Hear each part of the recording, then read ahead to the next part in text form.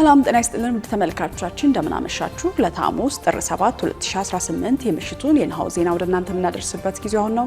ከዜናዎቹ ጋር ሰናይት ንጉሴ አብራችሁ ቆይታ አደርጋለሁ። አብራችሁ ቆዩ። አርዕስተ ዜና። አሜሪካ ኢትዮጵያን ጨምሮ ለ75 ሀገራት ዜጎች የፍልሰት ቪዛ ኢሚግራንት ቪዛ መስጠት እንደምታቆም የሀገሪቱ የውጭ ጉዳይ ሚኒስቴር መስሪያ ቤት አስታወቀ። ኢትዮጵያና ዓለም ባንክ በከተሞች የኑሮ ሁኔታን ለማሻሻልና የወጣቶችን የሥራ ዕድል ፈጠራ ለመደገፍ $250 ሚሊዮን ስምምነት ተፈራረሙ። ከውጭ አሜሪካና እንግሊዝ የተወሰኑ ሰራተኞችን ከኳታር የጦር ሰፈር እያስወጡ ነው ተባለ።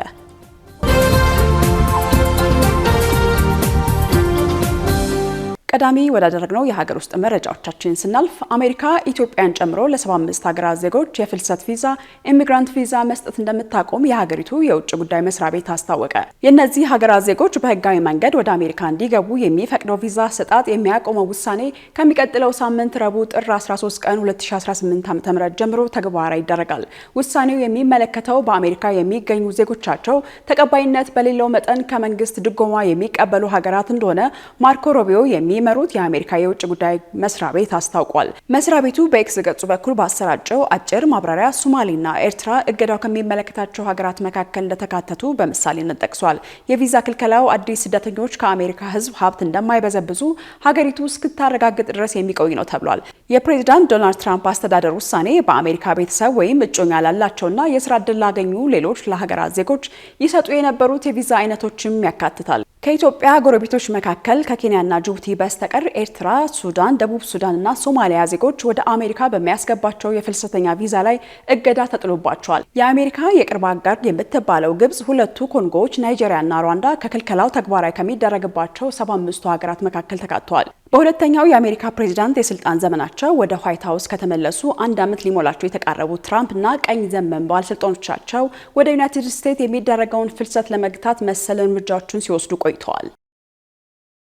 የመዲናው የምግብና መድኃኒት ባለስልጣን ከ13 ሚሊዮን ብር በላይ የሚያወጡ ጊዜ ያለፈባቸው መድኃኒቶችን ማስወገዱን አስታወቀ።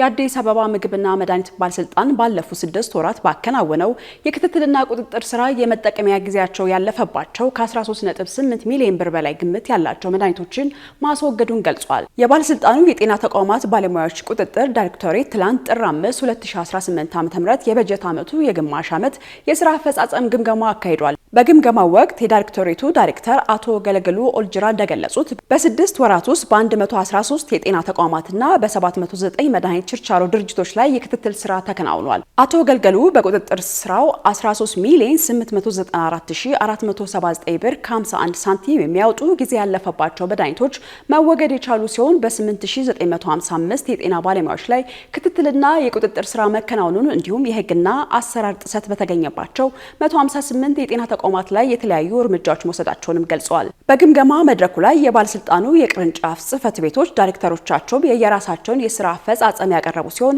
በሪፖርቶች ላይ ሰፊ ውይይት ከተደረገ በኋላ ለቀጣዮቹ 6 ወራት የትኩረት አቅጣጫቸውንም አስቀምጠዋል። ሴቶችን በኢኮኖሚ በመደገፍ የሚታወቀው ራስ አገዝ የሴቶች ድርጅት ብሔራዊ ኮንፈረንሱን አካሄደ። ላለፉት 28 ዓመታት አዲስ አበባን ጨምሮ በተለያዩ ክልል ከተሞች ሴቶችን በኢኮኖሚ ራሳቸውን እንዲችሉ የተለያዩ ድጋፎች ሲያደርግ የቆየው ራስ አገዝ የሴቶች ድርጅት ብሔራዊ ኮንፈረንሱን አካሂዷል። ባሳለፍነው ማክሰኞ ጥር 5 ቀን 2018 ዓ.ም በተካሄደው ሁለተኛው ሀብትን መሰረት ያደረገ ማህበረሰብ መራሽ ብሔራዊ ኮንፈረንስ የድርጅቱ አመራሮችን ጨምሮ ከፍተኛ የመንግስት ኃላፊዎች እንዲሁም ባለድርሻ አካላት ተገኝተውበታል። በዚህ ኮንፈረንስ ራስ አገዝ የሴቶች ድርጅት ባለፉት ዓመታት በሰራቸው ተግባራት እንዲሁም በቀጣይ ተደራሽነት ላይ ሰፊ ውይይቶችን አድርገውበታል። ራሴድ ባለፉት ዓመታት በተለያዩ የሀገሪቱ ክፍሎች ሴቶች በኢኮኖሚ አቅማቸው እንዲጎለብቱና ከኢኮኖሚ ጥገኝነት እንዲላቀቁ የሚያስችሉ መነሻ የገንዘብ ድጋፍ በማድረግ እንዲሁም ብድር በማመቻቸትና ስልጠናዎችን ሲሰጥ ቆይቷል።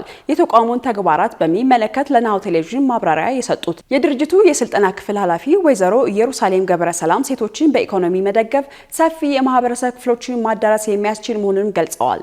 ዛሬ እንግዲህ ሀብትን መሰረት ያደረገ ማህበረሰብ መራሽ ልማት የሚባለውን ሁለተኛው የአገር አቀፍ ኮንፈረንስ ነው። ሴቶች ላይ ብቻ ትኩረት ያደረግነው እንግዲህ በጣም ግልጽ ነው። ሴቶች ብዙ ማህበረሰብን ይወክላሉ። ምክንያቱም ሴትን ማገዝ ሙሉ ቤተሰቡንም ማገዝ ነው፣ ማህበረሰቡንም ማገዝ ነው፣ አገርንም ማገዝ ነው። ሴትን ባገዝን ቁጥር ከጀርባው ያለ ብዙ ብዙ ማህበረሰብ አለ ያንን ትወክላለች ከሚል ስንነሳ ማነሳሳችን ምንድነው የሴቶችን ችግር ለመቅረፍ ነው። ችግርን ለመቅረፍ ግን በመስጠት አይደለም የሚል ፍልስፍና ነው ያለን። ሰዎች ምን አለኝ የሚለውን ነገር አካባቢያቸውን እንዲቃኙ ነው የምናደርገው። ፕሮፌሰር ዋሴ ከበደ በአዲስ አበባ ዩኒቨርሲቲ የሶሻል ወርክ ትምህርት ክፍል መምህር ሲሆኑ ከራስ አገዝ የሴቶች ድርጅት ጋር በመሆን የዩኒቨርሲቲ ወጣት ሴት ተማሪዎችን ትምህርታቸውን ሲጨርሱ ተቀጥሮ መስራት ላይ ጥገኛ እንዳይሆኑና ስራ መፍጠር የሚያስችላቸውን የስልጠና ድጋፎች እንደሚሰጡ ለጣቢያችን ገልጸዋል። ራሴድ ሴቶችን በኢኮኖሚ ለመደገፍ ከሁለት አስርት ዓመታት በላይ በስራ ላይ በቆየባቸው ጊዜያት ትልቅ ፈተናዎች የገጠሙት መሆኑን የድርጅቱ የስልጠና ክፍል ኃላፊ ወይዘሮ ኢየሩሳሌም ገብረሰላም ነግረውናል። እንደ ኃላፊዋ ገለጻ የድርጅቱ ፈተና በበርካቶች አእምሮ ከድርጅቱ የገንዘብ ድጋፍ ብቻ መፈለግና ስራ ተነሳሽነት መቀዝቀዝ የድርጅቱ ትልቅ ፈተናዎች ናቸው። እንግዲህ በቀጣይ የምናስበው ምንድነው ይሄ በተለይ ሀብትን መሰረት ያደረገ ማህበረሰብ መራሽ የሚለውን ፍልስፍና ሁሉም ሰው ተግባራዊ አድርጎ ሰዎች የለኝም የሚለውን ነገር ባይኖራቸውም ያላቸውን ነገር ተጠቅመው የሌላቸውን ነገር ማሟላት እንዲችሉ ይሄንን ማስፋፋት እንፈልጋለን።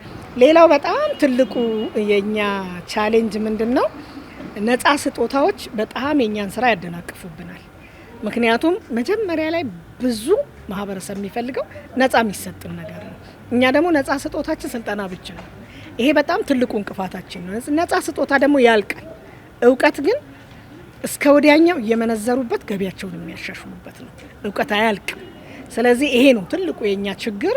ብዙ ተቋማት ይሄንን ይመርጣሉ፣ ነፃ መስጠትን ይመርጣሉ። ራሴድ በኢትዮጵያ የተለያዩ አካባቢዎች እናቶችና ታዳጊ ሴቶችን በመደገፍ የስራ እድልን የሚያመቻችና ስልጠናዎችን የሚሰጥ መንግስታዊ ያልሆነ ድርጅት ነው። ከተለያዩ የውጭ ሀገራት በጎ ፈቃደኞች በሚሰጥ ድጋፍ እዚህ ደረጃ ላይ መድረሱን ያስታወቀው ድርጅቱ በቀጣይም ከሌሎች የበጎ አድራጎት ተቋማት ጋር በመጣመር መልካም ተግባሩን እንደሚቀጥልም አስታውቋል። ኢትዮጵያና የዓለም ባንክ በከተሞች የኑሮ ሁኔታን ለማሻሻልና የወጣቶችን የስራ ዕድል ፈጠራ ለመደገፍ $250 ሚሊዮን ስምምነት ተፈራረሙ። የገንዘብ ሚኒስተሩ ዛሬ ጥር 6 ቀን 2018 ዓ.ም ኢትዮጵያና የዓለም ባንክ ለከተማ ምርታማነት ሴፍቲኔትና ለስራ ዕድል ፈጠራ ፕሮጀክት የሚውል $250 ሚሊዮን ተጨማሪ የገንዘብ ድጋፍ ስምምነት መፈራረማቸውንም አስታውቋል። ስምምነቱ በገንዘብ ሚኒስተር ዴኤታ ወይዘሮ ሰመሬታ ሰዋሰውና በኢትዮጵያ፣ ኤርትራ፣ ሱዳንና ደቡብ ሱዳን የዓለም ባንክ ዲቪዥን ዳይሬክተር ማርያም ሳሊም መካከል በበይነ መረብ አማካኝነት ተፈራርመዋል። እንደ ሚኒስተሩ ገለጻ የገንዘብ ድጋፍ አነስተኛ ገቢ ያላቸው የከተማ ነዋሪዎችን የገቢ አቅም ለማሻሻል እንዲሁም ወጣቶችና ሴቶች በስራ ገበያ ውስጥ ያላቸውን ተሳትፎ ለማሳደግ ያለመ ነው። ፕሮጀክቱ በዋናነት ከፍተኛ የሰው ኃይል የሚጠይቁ የህዝብ የስራ ዕድሎችን ለመፍጠር ተጋላጭ ለሆኑ የከተማ ነዋሪዎች የኑሮ ማሻሻያ ድጋፎችን ለመስጠትና ከሀገር አቀፍ የስራ ዕድል ፈጠራ እቅድ ጋር የተጣጣሙ የወጣቶች የስራ ስምሪት መርሃ ግብሮች ለመተግበር ያለመ መሆኑን ተመላክቷል። በተጨማሪም ፕሮጀክቱ በተመረጡ አካባቢዎች ለሚገኙ ስደተኞችና ስደተኞቹን ለተቀበሉ ማህበረሰቦችም ድጋፍ ያደርጋል። ከዚህም ባለፈ የታለመ የጥሬ ገንዘብ ድጋፍና መልሶ የማቋቋም አገልግሎቶችን በመስጠት የማህበራዊ ድጋፍ ስርዓቶችን ለማጠናከርና ማህበራዊና ኢኮኖሚያዊ የመቋቋም አቅምን ለመገንባት እንደሚሰራ ተጠቁሟል። ሚኒስተሩ ይህ ተጨማሪ የገንዘብ ድጋፍ የከተማ ነዋሪዎችን ኑሮ ለማሻሻል፣ የወጣቶችን የስራ ዕድል ለማሳደግ እንዲሁም በኢትዮጵያ የሁሉን አቀፍ የኢኮኖሚ ማገገምን ለማፋጠን ወሳኝ እርምጃ መሆኑንም ገልጸዋል። ካሽጎ በየትኛውም ዓለም ሆነው በማንኛውም ሰዓት ለወገኑ የሚደርሱበት ፈጣን የገንዘብ መላኪያ ተከፈተሎ። ማስተርና ቪዛ ካርዶን በመጠቀም ከ5 እስከ $20 የሚልኩበት አዲስ የገንዘብ መላኪያ መንገድ። ካሽጎን ለየት የሚያደርገው የትኛውም የገንዘብ ዝውውር በፍጥነት አገልግሎት ከመስጠቱም ባሻገር ለማንኛውም አገልግሎት ምንም አይነት ክፍያ አለመጠየቁ ነው። በሀገራችን ታሪክ ገንዘብን ከውጪ ወደ ሀገር ቤት በማስተላለፍ በመተግበሪያ መልክ አገልግሎት መስጠት የጀመረው የመጀመሪያው ሀገር በቀል የገንዘብ መላኪያ ዘዴ ካሽጎ ከ4500 በላይ ባሉ የባንክ ቅርንጫፎች አገልግሎት እየሰጠ ይገኛል። ገንዘቦን በሰኮንዶች ልዩነት ውስጥ ይፈልጉ በአካውንቶ ወይንም በእጆ ቆጥረው የሚወስዱበት ልዩ ዘዴ። በቅርቡ ሁሉንም ኢትዮጵያዊ ባለቤት ለማድረግ ጉዞ የጀመረው ካሽጎ ዛሬውኑ መተግበሪያውን በስልኮ ላይ በመጫን የአገልግሎቱ ተጠቃሚ ሆኑ። ፍጥነት መለያችን፣ ኢትዮጵያን መክፈቻችን፣ ካሽጎ ነው መላኪያችን። ካሽጎ የአዲሱ ትውልድ ብራንድ። እነሆ የምስራች! የ10 አየር መንገድ የበረራ ትኬት ለውድ ደንበኞቹ በተቀላጠፈና አስተማማኝ በሆነ መንገድ እያቀረበ ያለው። በዚህም በደንበኞቹ የተመሰገነው ጉዞጎ አሁን ደግሞ ተደራሽነቱን በማስፋት ተጨማሪ ባንኮችን በማካተት ለውድ ደንበኞቹ የበለጠ አስተማማኝ ለመሆን ችሏል። የጉዞጎን አፕሊኬሽን ከአፕ ስቶር ወይም ከፕላይ ስቶር በማውረድ የመነሻና የመድረሻ ከተማዎትን መርጠው ዋጋ አወዳድረው የሀገር ውስጥም ሆነ ዓለም አቀፍ በረራ ማድረግ ካሰቡ የበረራ ትኬቶን ክፍያ በአቅራቢያው በሚገኙ ባንኮች አንድም በአካል በመሄድ ወይም በኦንላይን የክፍያ አማራጮች ክፍያዎትን በመፈጸም የበረራ ትኬቶን በእጅ ያስገቡ። ከዚህም በተጨማሪ እንደ ሁል ጊዜው ወደ ጉዞጎ የጥሪ ማዕከላችን 7473 በመደወል ከሙሉ የበረራ መረጃ ጋር የ24 ሰዓት የትኬት አገልግሎት ማግኘት እንደሚችሉ ስናበስሮ በታላቅ ደስታ ነው። ለበረራዎ ጉዞጎ።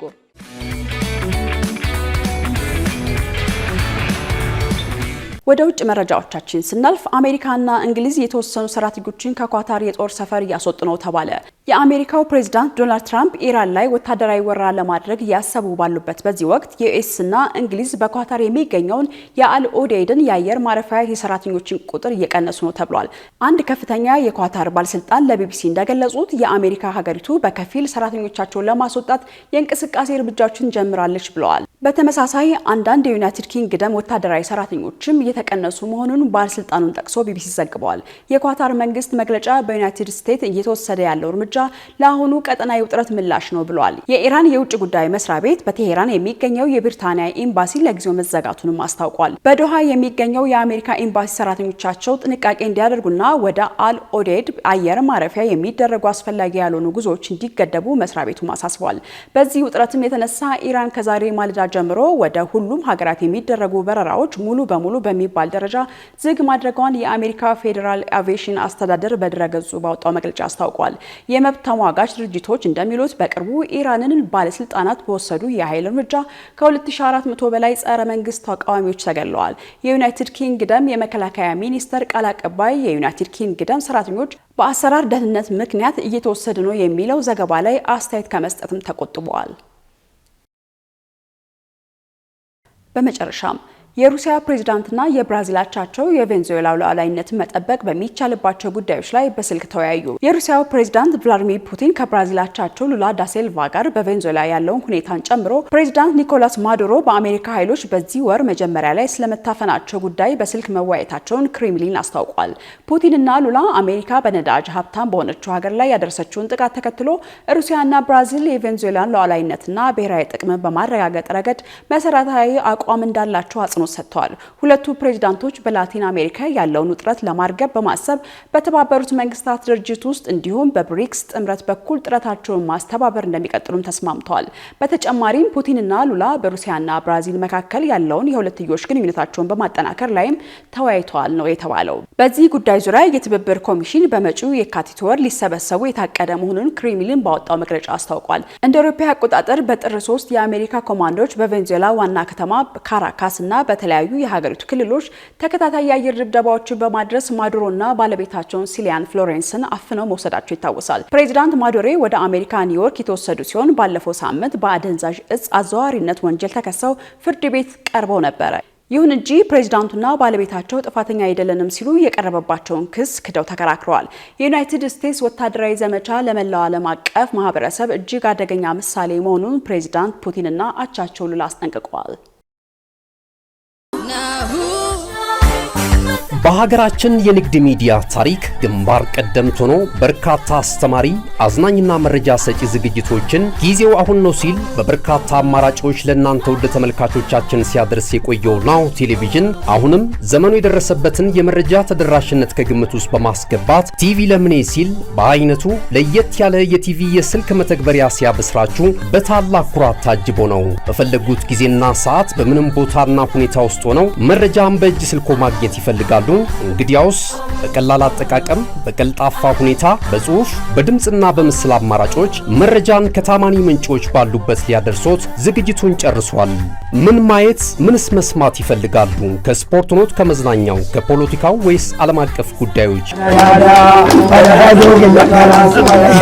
አጫጭር መረጃዎችን ከቢዝነስና ኢኮኖሚ መረጃዎች ጋር አሰባጥሮ በናሁ አርካይቭ በትዝታ የዋሊት መልሶ በመረጃ ቡፌ ሊያንበሻብሾት ዘመናዊ አዲስ የስልክ መተግበሪያ በአዲስ ዓመት ስጦታ የሚመለከቱበት ብቻ ሳይሆን የሚሳተፉበት፣ የሚሰሙበት ብቻ ሳይሆን የሚናገሩበት በአዝናኝ ጥያቄና መልሶች ዳጎስ ያለ ሽልማት የጉርሻ አማራጭ አቅርቦሎታል። የዓለም አቀፍ ሚዲያዎችን ሰበር ዜናዎች በአማርኛ ተርጉሞ የሚያስነብብ በተለያዩ የቋንቋ አማራጮች የቀረበ የአዲስ ዓመት ልዩ ገጸ በረከት ከናሁ ቴሌቪዥን።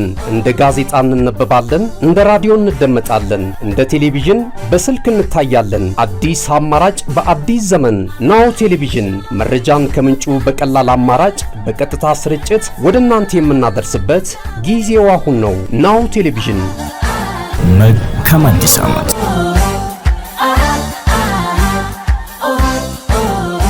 የምሽቱን ዜና የተከታተላችሁትን ይመስል ነበረ። ከዜናዎቹ ጋር ሰናይት ንጉሴ አብራችሁ ቆይታ አደረኩ። መልካም ምሽት።